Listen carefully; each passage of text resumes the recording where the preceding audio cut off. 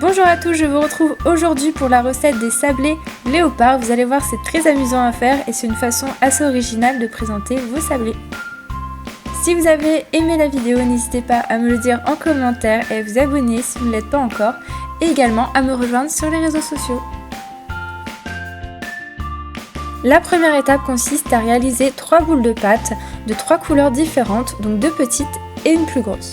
Il vous faut 250 g de farine, 125 g de beurre, 125 g de sucre, un œuf, 200 g de poudre d'amande et du chocolat noir amer, une cuillère à soupe et une cuillère à café. On va commencer par détendre notre beurre pour avoir du beurre pommade, puis on y ajoute le sucre et l'œuf.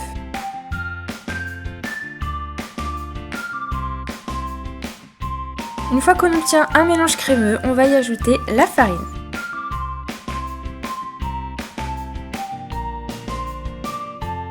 Vous pouvez terminer votre pâte à la main et normalement vous obtenez une pâte d'environ 530 g.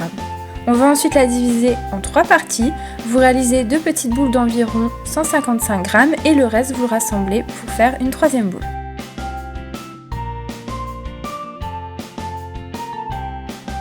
Vous prenez la boule de pâte la plus grosse et vous y ajoutez la poudre d'amande.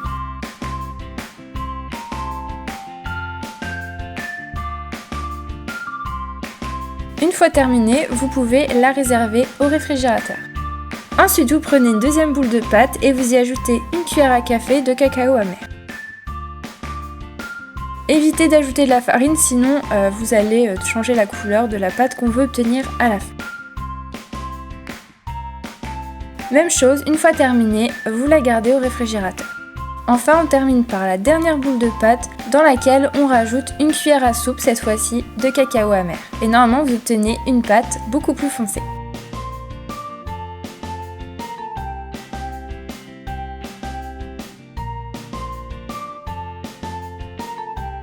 On passe maintenant à la 2e étape où on va commencer à réaliser les motifs léopard. Vous prenez la boule de cacao la plus claire et vous allez la diviser en 6 parts égales. Ensuite, on va simplement venir réaliser des petits boudins d'environ 22 cm. Vous réalisez la même chose avec vos 6 boules de pâte. Ensuite, vous les aplatissez pour leur donner une forme rectangle.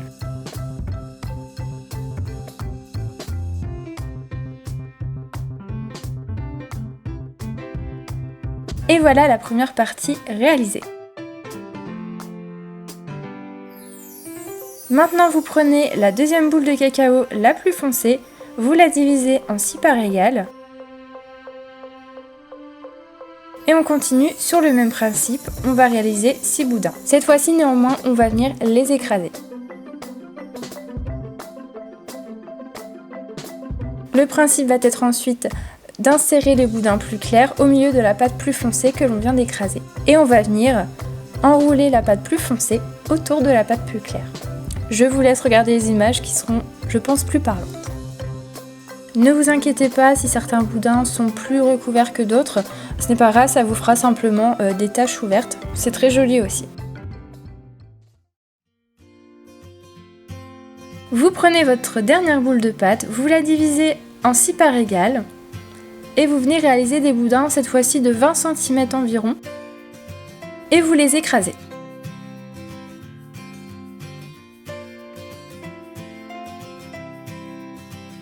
Cette fois-ci, comparé à l'étape précédente, il faut vraiment que la pâte claire entoure complètement les boudins.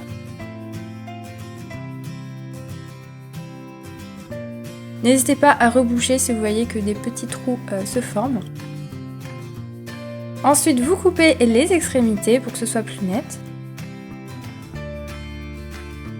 Et maintenant, on va venir assembler nos 6 boudins de pâte ensemble. Donc je vous laisse regarder la façon dont je les assemble.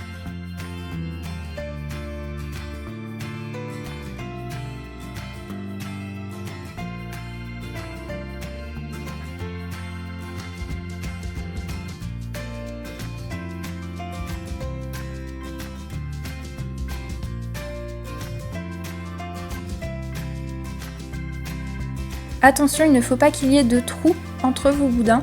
Donc n'hésitez pas à bien les tasser pour éviter ça, sinon vous allez avoir des trous tout simplement dans vos sablés. Ensuite, vous enroulez la pâte dans du papier film.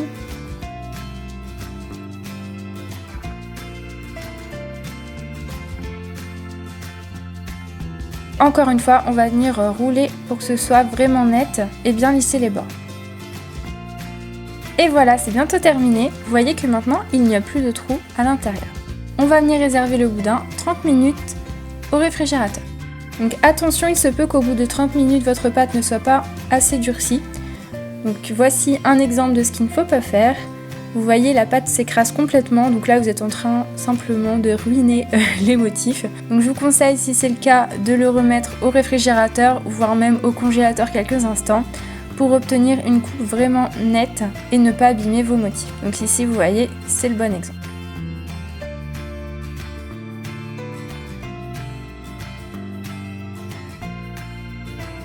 Donc vous découpez d'environ 1 cm d'épaisseur vos sablés et vous enfournez 15 minutes à 180 degrés. Bien sûr, vous pouvez également enfourner les chutes de pâte que l'on a découpées. Voilà, c'est simplement que vous n'aurez pas de motif léopard, mais c'est très bon quand même. Et voilà, nos sablés sont terminés. J'espère vraiment que la recette va vous plaire. Je trouve que c'est une façon originale de réaliser des sablés.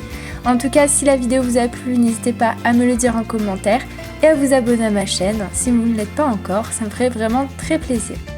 Donc je vous retrouve très bientôt pour de nouvelles vidéos.